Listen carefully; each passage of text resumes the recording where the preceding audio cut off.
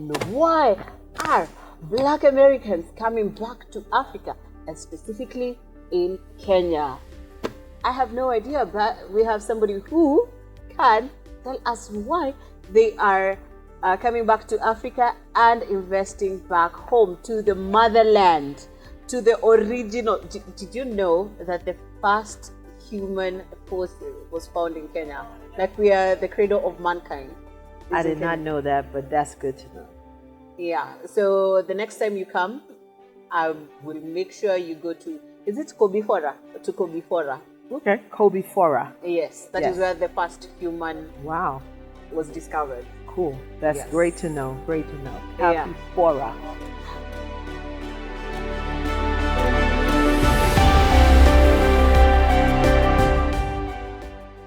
So yes, if you're wondering who we have on our channel today, is none other than... My name is Gloria. I am from Atlanta, Georgia, originally from Long Island, Lakeview, New York. And I am a traveler, an investor, a grandma. And my channel is 50 Shades of Glow. Wait, 50? 50 Shades Guys, of Glow. does she look 50? For the 50 plus and fabulous lifestyle. 50 is definitely the new 30. No. Did she say 50? She looks like 38, 39. I'm 59. I'm going to be 60 next year. So before we go into investments, no, let's do this, yeah? Let's talk about investments, and then we're going to talk about your secrets in looking 35. Funny. When you're going to 60. Yeah. So what is one of the biggest reasons why we feel as if we are having a surge in Black Americans coming back to Kenya, especially in Nairobi? I can barely walk down the streets without meeting a Black American. Really? Yes, yeah. Well, I'm excited that Black Americans are exploring and really coming out to touch Africa, the continent. And I believe, this is what I believe, and it's not just Africa too, but it's all over. COVID was a game changer for a lot of things. And after COVID, or during COVID, it gave you time to just sit. And during COVID, that's when I decided I got to get out. When I saw all the killings, George Floyd, Breonna Taylor, Ahmaud Arbery, that's all we were watching all day for 5 months. Black, innocent people continuously getting murdered. And this is like nothing new. Yeah, before I cut you short, because for us who have never been to the US, the US is like almost like an aura. There's an aura about it. It is over advertised in movies. Yeah. It is over like the way they do their elections, the news, the CNN. It's like America is like the dreamland. It's like the land of opportunities. But when I interact with Americans, even the Kenyans that are in the US, they all want to come back. What's happening there? Absolutely. Absolutely. It's not a dream. Yeah. It's a nightmare. Yeah. Quite honestly. Yeah. And the Western, to get really deep into it, without getting deep into it, America has had the luxury of controlling the narrative, right? So they have sold a pipe dream of opportunity, and I think at one time it had more opportunity, but now in this global society, everything is neutralizing, and the Western media controls the narrative. So what you see, when people run into me and they're like, oh my God, you're from the US? Oh my God, you're from the US? I'm like, yeah. Oh, I want to go to the US. I just said, no, you don't. You don't want none of that smoke. Yeah. You don't want none of that smoke. Because I said, please stop watching TV. Yeah. Because the Western media shows you what they want you to react to. Not what they want you to hear, but what they want you to react to. Listen to me. react to, not hear.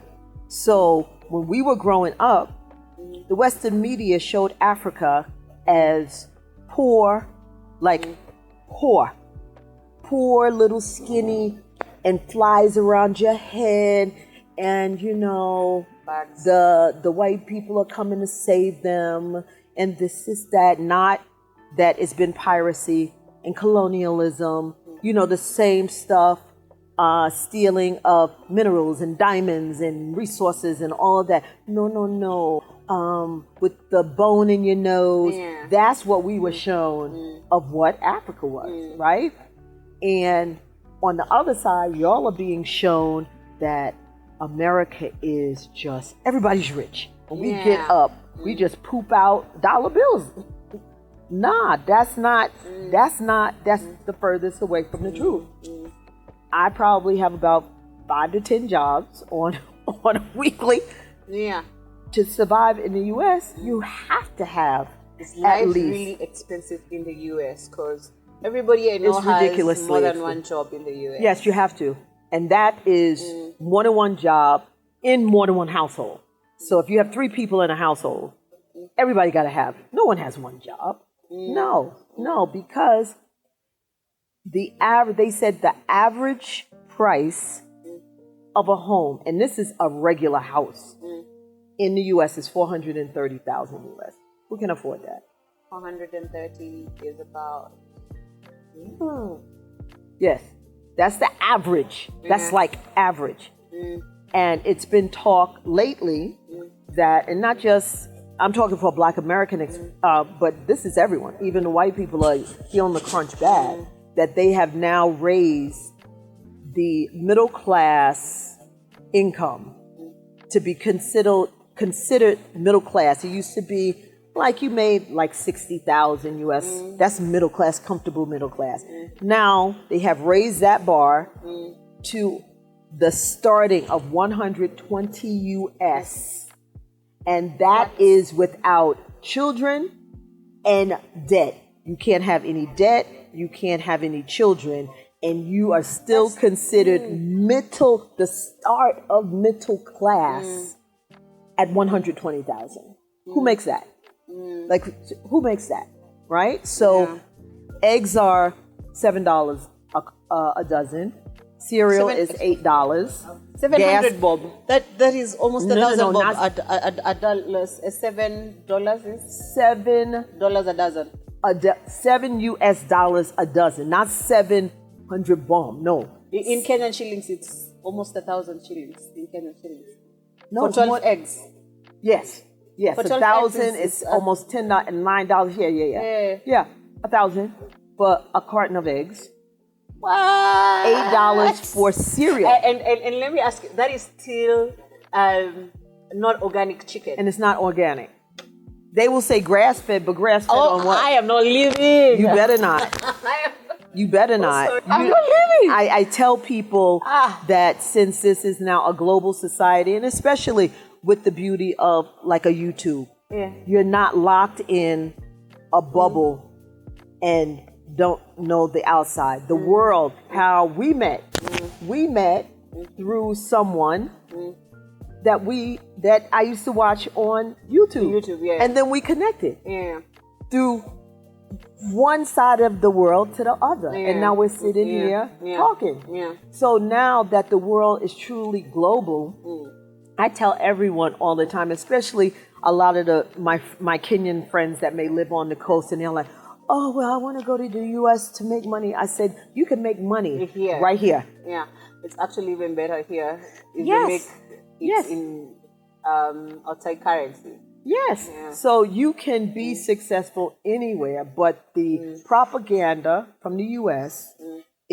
has been propaganda, and Black people are just so tired of trying to wait until people are nice or whatever. And I think in the U.S., even though they say it's the land of the free, no, it's not, because they will get the Supreme Court to change like laws that was in the books almost 100 years. Yeah. Like, and when did this happen? Yeah. Like, and how can this happen? They don't go to like the citizens to act. They're gonna decide. Oh, Or decide for well, yeah, themselves, we're getting rid of Roe versus what? What? We're taking Black history out of the school curriculum. What? Yes, in Florida. did? Yes. The governor of Florida is banning any. Everybody in Florida who is black, you're welcome to Nairobi. taking out. You can have your black man, the black history right here. You can have whatever you want. They are banning any TikTok. any slave, Yeah. anything that is Black history in slavery because they feel that it's uncomfortable to white For them. students. All the people, all of my parents' parents that were slaves, that went through Jim Crow, that was scared to walk down the street, that always got underpaid in the U.S., people to this day can get fired if they discuss what their salary is. Why are you going to get fired? Why is that such a touchy subject? Yeah. How much I get paid to how much you get paid. Why am I going to possibly get fired if I find out, if I ask how much you make? Does that really make sense? It's doesn't, because they There's are, no freedom of speech there. well, it's not, no, it's not, but they hide stuff. So they know in HR that for the same quality, if I have a degree in this amount of experience and I'm a Black woman or a Black man, don't matter. But then if a Caucasian man comes in with less, he getting paid more. They don't want you to know that. That's why you can get fired if you talk about salary. They show the world one thing, but it's totally different. They say that the U.S. is full of freedoms. It's not. It's to the point where people are kind of, it's a free for all. And when you travel to other places, and I get having freedoms, but they say it, but you really don't feel it. at the end of the day. But then everything is just so out of control that everyone can do whatever they want to do. No one can say anything because so you're not, it's no sense of rules of engagement or sense of order. So that's why it's so out of control. And then the people that make the laws, they still have not addressed gun control when, there's AK-47s going in and killing babies, and that doesn't move them. I still have not understood the mentality or the thought process of how in the US there's a lot of gun insecurity, or You know why? mass shootings in schools. It's just ridiculous. I still do not understand how someone can take a gun and shoot a bunch of Babies. kids First who graders. are like 6 First years, graders. 8 First years. graders. Sandy Hook, I- and then last year in Texas, and that's when And they're all, I am Kenyan, so I can say this. They are all white people. All shooters are white people. That's usually Yeah. that is usually what the profile is, except for that one that was in Virginia, and we found out they were Black. We was like, what? But the gun culture in the U.S. is sickening, and the lawmakers, until one of the lawmakers' family get killed, that's when they're just going to continue. And when the Sandy Hook mass shooting happened, when they killed 30 babies in a affluent white neighborhood, I just knew they were going to change it or have some type of heart. They haven't changed any gun laws. They keep talking about, we send our prayer, whatever. You need to change the laws, because why do people have access to AK-47? Why do you have that? Why? What's the purpose? What's the purpose? You can't game. Where in the U.S. can you really hunt and game? But I also not with don't the understand AK-47. how buy a gun. You can buy a gun, and it's even open carry. Like some people will walk around with a gun open. Like, so what are you planning to do today? So Do you need a license to own a gun? Yeah, supposedly. But people do have them without licenses. There was a first grader that went to school, and he was threatening that he was going to kill his teacher, and he got the gun from home, and he went to school with the gun in his backpack. I wish that I was a liar. Went to school and took out the gun and shot his teacher. First grader. And when they interviewed... Come back home. I'm serious. So I get... It's crazy. It's crazy. So I would get... These are some of the reasons why Black Americans would want to come home. Yeah. Because we're not made out of that. Our DNA... Because we were taken to the United States. Yeah. That's not our home. And I know some people, and if it's people on here, that's like, oh, well, we built America. Yeah, by force. Yeah, and by for force, free. yeah. And for free. Right? So, but we as Black people, and what I see with Africa, we're not made to steal and kill and colonize and do. We're not, because if we were, the United States would not have any white people, because it would be such an uprising that the streets would be totally like unsafe. Yeah. But we're not made from that. Yeah. You know what I'm saying? Yeah. So, but we've had to adapt into a type of culture that was kind of put on us. Yeah. And it affects you systemically.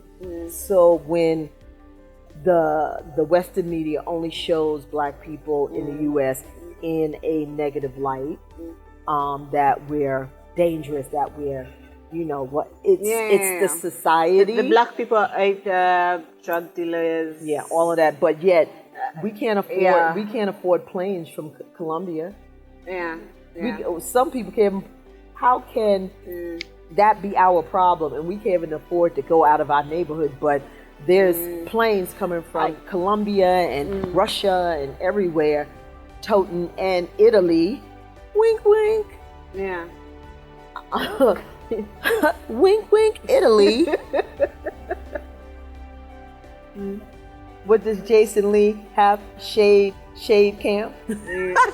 But coming in doing drugs, we don't have those type of resources, but we get blamed for it. You know what I'm saying? So, it's the shifts is changing, and I think in like with the United States, and especially with this whole election thing after Obama came out and Trump got in, and what he kind of woke up, I thought honestly people really didn't think like that anymore. You know, I thought people were much more progressed, but they're not. And if they are prejudiced or not, or whatever, hateful or not, it's just the culture, the climate of the society. Because it's not just Black people, we get, you know, treated badly. But I was about to ask, how is racism like? Because my whole life I've spent it here in my own country where everybody is Black, and you know, sometimes we discriminate. Right. And it's the same. The Chinese, because of social media, where Blacks are seen being discriminated in China. When the Chinese come here, sometimes they get through it, you know. But that's the closest I've gotten to profiling when it comes to race. Racism is horrible in the United, and it's been from day one. From the time they brought us over, and it really got ugly. It was fine when we were working for free, right? Yeah. But they looked at us as property, not as people. And then when the tides changed, that now Black people have such, what I have seen over my years, over my 60 years, even You with said 60 nothing, again. even, And while I'm talking to her, I'm just seeing a 35-year-old. even with coming from nothing, we are the most creative. Just if you just give us an that's true. opportunity Yeah. in spaces, a Tiger Woods, a Serena and Venus Williams. Serena and Venus, their dad made them practice. They didn't have private tutors, private coaches, or whatsoever that other people just have to have that tutoring to be okay. We do it without any resources and be outstanding. Coco's taking Venus and Serena's position. We have black ballerinas now that as at the top and has changed the game. Tiger Woods changed the game. You give us the opportunity when we have always been pushed back. We Oprah was. I mean, Jay-Z came from the projects like in Nairobi, like a place I guess not as bad as whatever they call the song, but Jay-Z, Diddy, Master P, Oprah, not one of them, all of them were not like even working class. They were poor. And they rose by themselves to a certain, with all of the pushback. Because we are. And they pushed through it. And they pushed through it. Now, they obviously, Diddy, Russell, all of them made some dumb mistakes, but they grew without having the resources of going to a boarding school or having this type of access and all of that. We are a special people. We are a very creative people, but the mindset, I always talk about mindset. Mindset gets you up to go and create your life. It's the mindset. Your mind is so strong. Your mind leads you in certain ways. It'll lead you up or it'll lead you down. So that you was asking me like about my secret. Yeah. It's not a So yeah, now that we've gotten there, what is your secret? What would you say it's your secret to looking like this at 60? 59, that is. Yeah.